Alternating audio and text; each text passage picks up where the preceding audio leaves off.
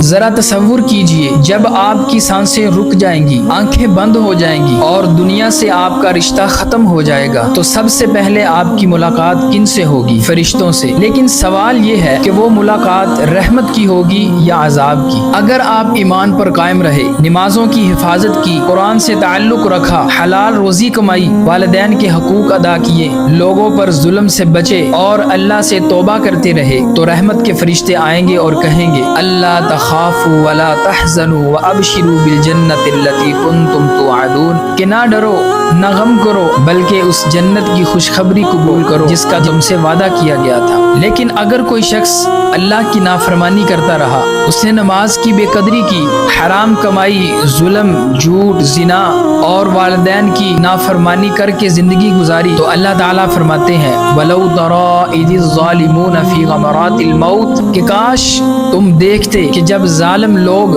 موت کی سختیوں میں مبتلا ہوتے ہیں ان کا کیا انجام ہوتا ہے۔